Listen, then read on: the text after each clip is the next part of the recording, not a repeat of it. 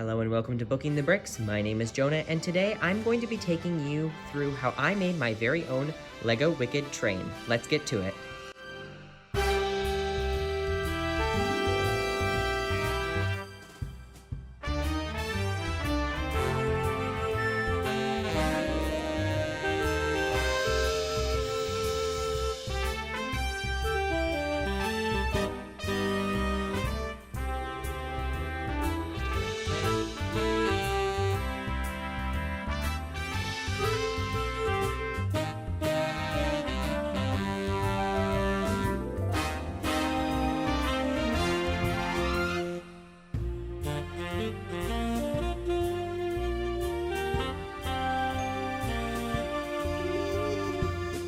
Today, I'm going to be starting a Lego Wicked Emerald City train MOC.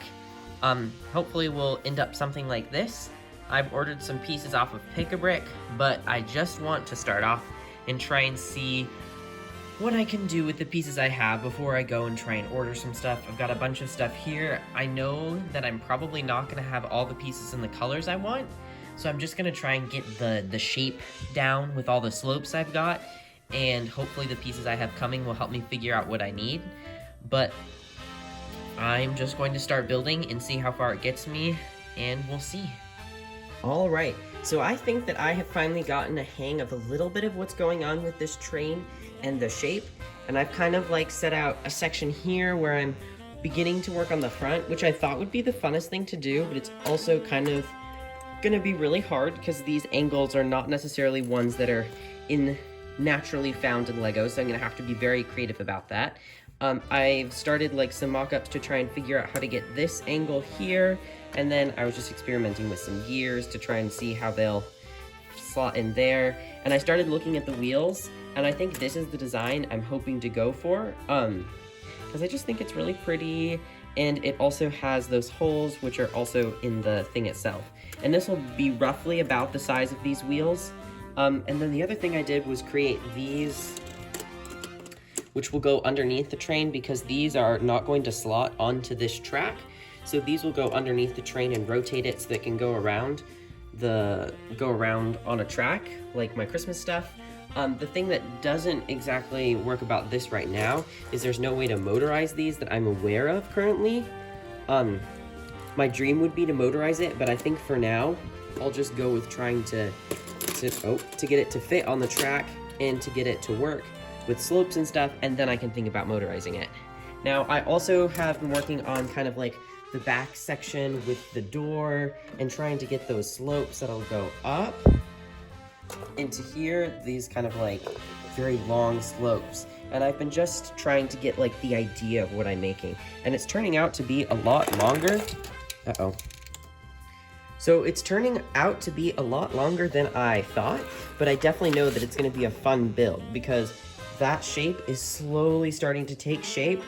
I know it's not perfect, and it's not going to be perfect the first time I do it. I feel like right now I'm just trying to get a rough idea for some of the angles. As of now, it's Friday, December 20th, and I know Christmas is coming up. I'm having family come into town, and all that sort of Christmas Eve, Christmas stuff, along with New Year's Eve, so I'm not exactly sure what I'll be able to do, but there's just a little idea of what it'll look like, hopefully when it's on the train track. I know it's falling apart, but it's gonna be sweet. But yeah, I'm not sure when the next time I'll get to work on it is, but I'm hoping to get it done relatively soon, but we'll just keep plugging away.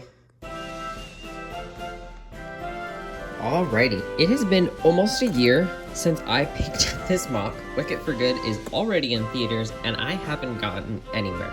So I've just dumped out all my pieces again, and I'm trying to think about how am I gonna try and make this train happen for the future. So we'll see how far I get. I know I ordered some more green slopes off of Pick-a-Brick for some experiments, and I did some part collecting and stuff, but we'll just see what happens. I'm hoping that I can bust out something along the front of this train, because I know I started doing this, but that doesn't feel like it's gonna actually represent that very well, so I'm gonna have to redo that. And we're gonna see. I do think, though, that I'm curious about trying to get this curve down first, and kind of so I could if I wanted to, focus on the back and then maybe return back to the front, because I'm really struggling with that, and I'm not exactly sure how to fix that problem.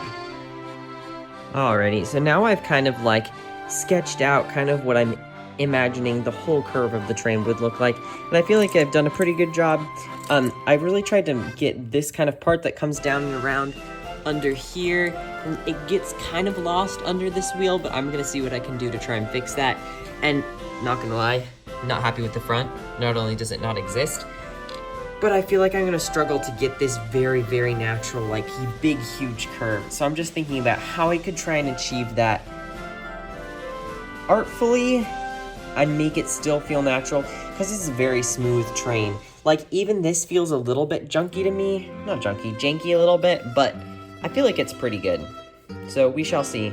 I also was thinking about this, that for how long this part is, I feel like this is stationed pretty well, but then this back end is kind of short. So I'm gonna have to figure out exactly how I want to tackle the back. But if I can do the front up until here, then that should be a piece of cake, especially if I can get that to go. Now, I will say, everything is a hodgepodge of colors right now, and I'll just buy the green ones later, as long as I can get the whole thing done in Lego pieces that are real. To be completely honest, I really kind of love how this turned out, with the exception of this front bit. So in the actual drawing, or in the pictures of the set, there's a lot more of a half circle curve that you've got here that I am just not getting with this. And although I do love some of the curves I was able to get inside of here, I just don't think it's gonna work anymore. So I'm just gonna take that off and try and start over and make sure I really hit this curve, because this curve is so subtle and smooth, and I think is really iconic to the way that the train comes off in the movie. So that's my next goal. So I'm not gonna lie, this feels like a step in the right direction, but at the same time, I hate this. There's something about this that feels way too rectangular. There's something about this that's so pretty because it's so circular. And I can't exactly figure out how to do that with the curves I have right now. I think I'm gonna go look on Lego's Pick-a-Brick and see what might be possible and a better idea. But for now, I don't know, and I may move on to either just trying to replicate this on the other side in other colors, or trying to move towards connecting some of this, because for right now, it's really unstable, but we'll see. I think I need to step back for another minute and try and do something else and then return. But I'm not sure, because I really want it to work. It's just like, how do I get that really beautiful curve? I'm not sure yet. So here it is. I've been really trying to work on the front and making sure I get that gear chain in, and I'm kind of happy with how it turned out. Although these curves aren't necessarily exactly what you've got there in the movie, I feel like they're pretty close, and I'm really excited. I also finally got some of those pieces I got from Pick-a-Brick on Lego's Pick-a-Brick service, so I got the rest of these wheel caps, and then I got the arches to finish out this kind of like door section, and I'm trying to figure out what I should do about that, but I'm not so sure.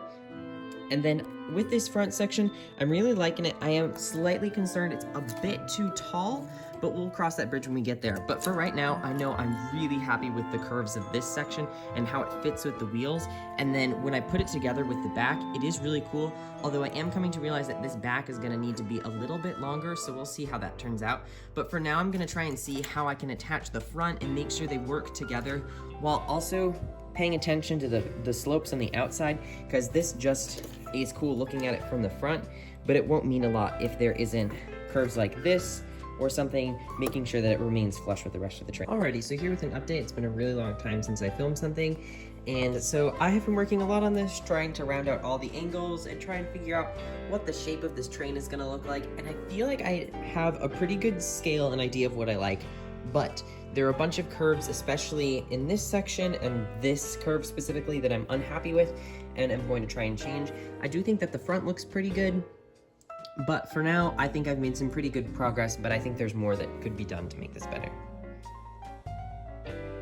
Alrighty, so at this point, I have a full model of the train in all the wrong colors, but today, the first Pick-a-Brick order that I have gotten has finally arrived, and it has a bunch of tiles and plates, mostly to finish off some sections in the back and along the top, and I believe this underneath section.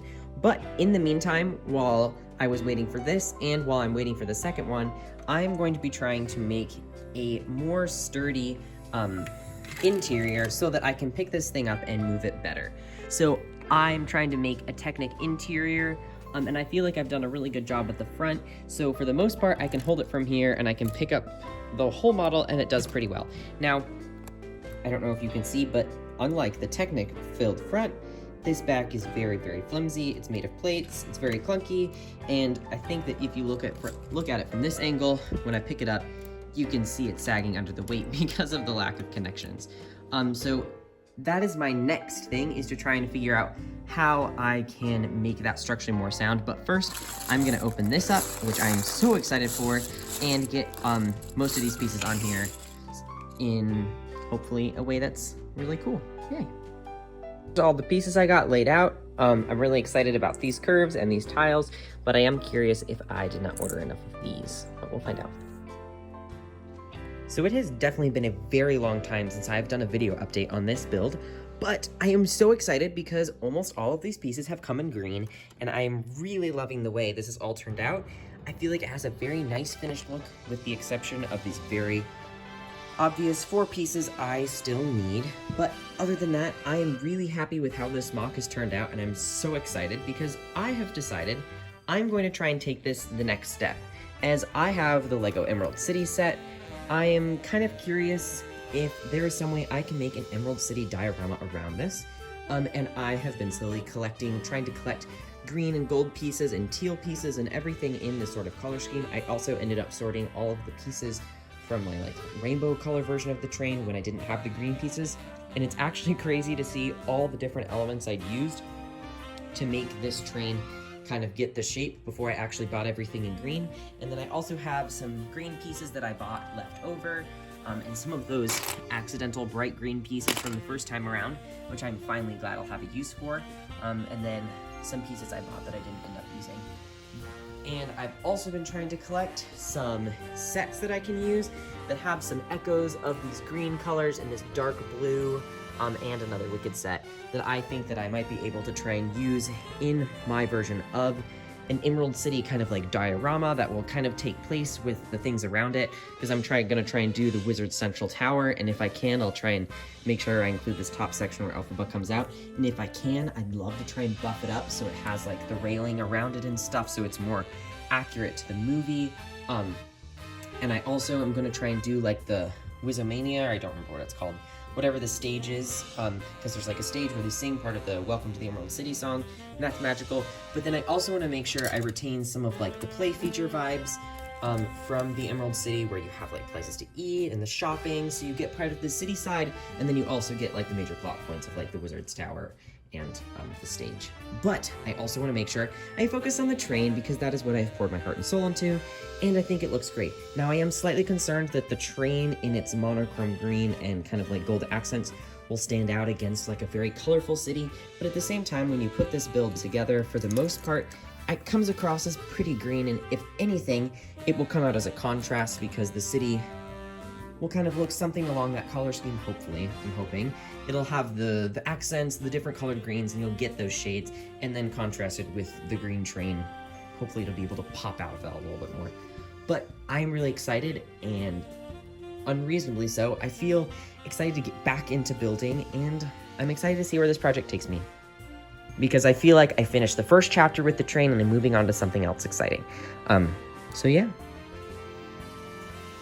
Thank you so much for watching. I hope you enjoyed this video, and please watch out for a part 2, as I will be posting about the Emerald City MOC that I will be building around this magnificent train.